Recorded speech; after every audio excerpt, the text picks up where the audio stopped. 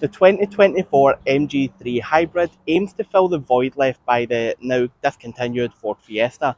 However, it has very stiff competition in the form of this new Suzuki Swift. In my recent video of the Swift, I talked about the levels of technology you get as standard and how MG can't even get close to them. But now today I'm here to find out whether the build quality and the ride quality of the MG is better than the Swift and see how the two stack up.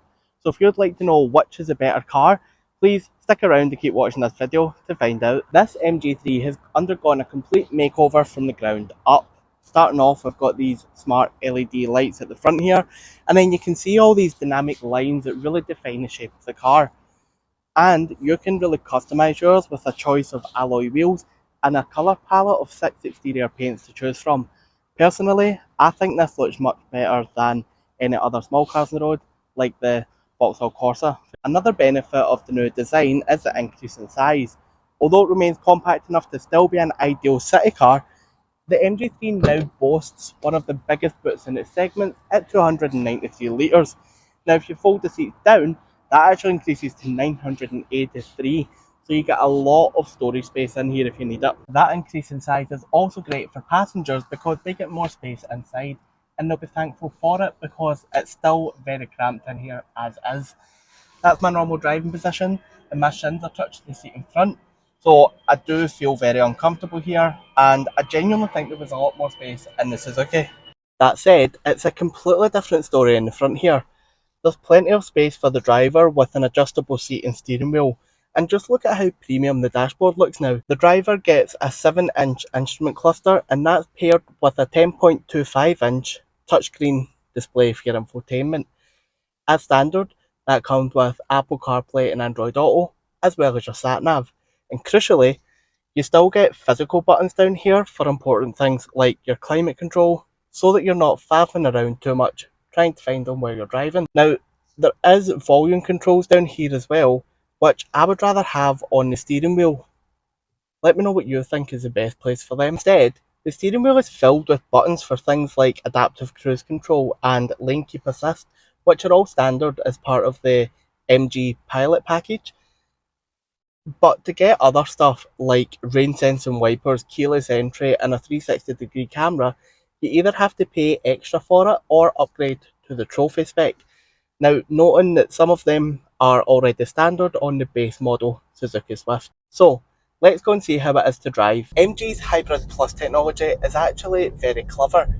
Even in a small car like this, it can change between 5 different types of driving, and it does this automatically. Now, I won't overcomplicate it because it does get a bit boring, but basically it can drive in fully electric mode at low speeds. It can drive using a combination of the electric motors and the petrol engine. So in sport mode, for example, it will do that.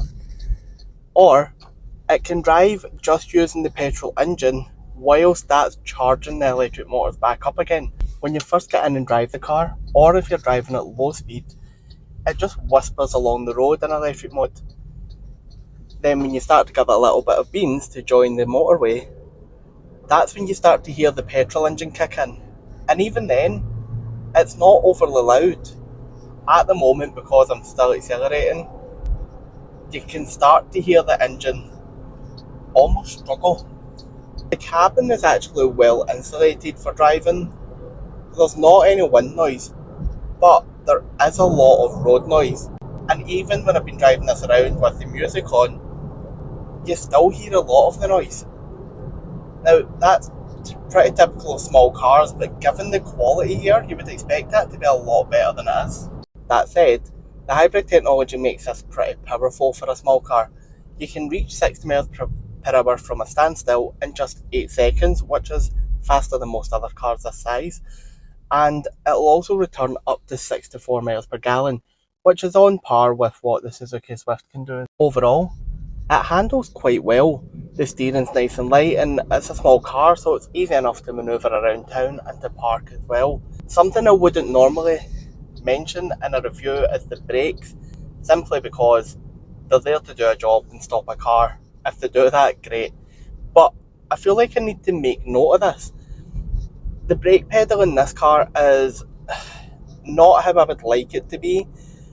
when you start pressing the brake, nothing really happens, and then you start squeezing the brake, and all of a sudden it feels like you're in an emergency stop. I've almost put myself through the windscreen a couple of times when I first got the car, just while I got used to it, and I just don't really like that. But like I say, it could just be a case of getting used to it. Speaking of stopping, just going to pull over now so we can talk about money. But before I do that, please like this video if you're finding it helpful so far. Okay, prices for the new MG3 start at 18,495. Don't shout at me, I'm just the messenger. I know that's expensive for a small car, but when you compare it to other cars like the Suzuki Swift I keep rambling on about, it's actually pretty fair value. The Suzuki is more expensive than that at 18,699. And when you start to look at what you get for your money, it's actually not that bad. You've got your intelligent hybrid system here, which makes a very smooth drive. It then gives you back up to 64 miles per gallon. Plus, you've got all the technology there with your two digital displays and your adaptive cruise control and lane assist, etc. All is standard in the car. So you do get a lot for your money, although it is a lot of money. Now, this has turned into a real comparison unintentionally. But again, going back to the Swift, which of the two is better? Well, it's actually a very tough one to call because they're both very similar. Honestly, I think it's going to come down to personal taste in terms of just how they look. But I hope I've answered all the questions you've had about the new MG3. And if I've missed anything, or if you want extra information about anything I've talked about, please let me know in the comments down below and I'll get back to you as soon as possible. Again, if you've enjoyed this video, please give it a thumbs up and head over to my channel to see more reviews like this one. And if you want anything else, then please subscribe and I'll keep bringing you new car reviews and comparisons just like this. Thanks again for watching, and I'll see you soon in my next video.